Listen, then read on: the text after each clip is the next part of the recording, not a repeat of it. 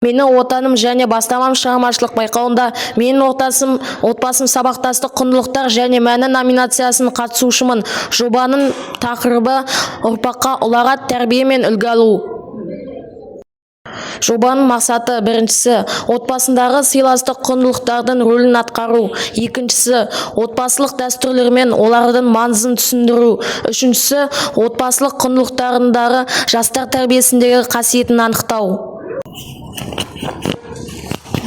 Қазақ халқының салт дәстүрінде ат қою рәсімі бар. Ат қою ол баланың болашағына, мінез-құлқына әсер етеді деген сенім бар.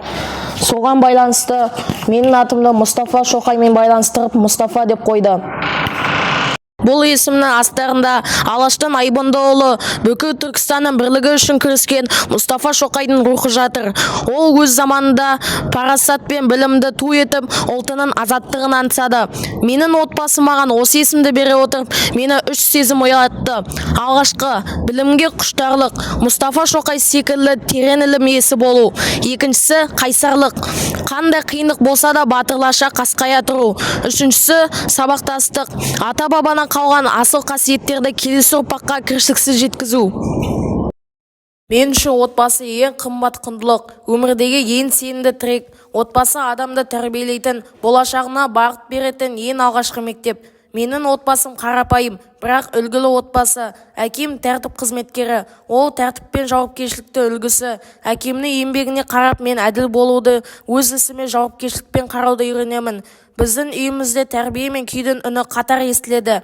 Әкем маған домбыраның құлағында ойнауды үйрете отырып, ұлттың рухты бойыма дарытты.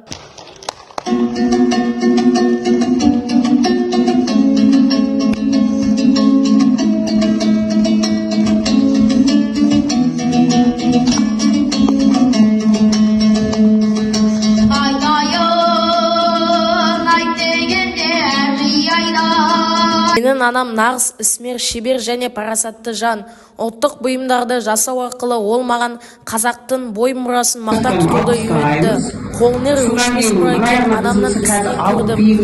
Осы қасиет арқылы ол маған кез келген қиындықты сабырмен жеңуді, істі ұқыпты бастап соңына дейін жеткізуді үйретті. Анам біздің шаңырағымыздың жылуы. Оның маған өнер үйреткендегі мейірімі арқылы мен үлкенге құрмет, кішіге ізет көрсетуді үйрендім. Анам ұлттық тәрбиенің алтын діңгегі. Ол әр өрнектің мағынасын түсіндіріп, бойымызға ұлттық рухты сіңіріп келеді. Апамнан үйренген ең басты қасиетім төзімділік. Әрбір сызыққа, әрбір деталға соншалықты жауапкершілікпен қарауды үйретті. Оны жұмыс істеу мәнерінен іске деген шексіз махаббатты байқауымызға болады. Қазақ баласы үшін жеті атасын білу, ол есімдерді жаттау емес, ол өстегіне тарихына деген құрмет. Жеті атас білмеген жетесіз деген атам сөзі ұстанған. Бізде шежіре айту ол дәстүр. Мен жеті атаммен таныстыратын болсам, мен Мұстафа, әкем Алпамыс, атам Ерсайын, ар атам Балтабай, бабам Абдуали, түп атам Дүйсен, тек атам. Отбасы адам өміріндегі ең құнды нәрсе. Отбасындағы тәрбие, тәртіп, өнеге ұрпақтан ұрпаққа жалғасып келеді.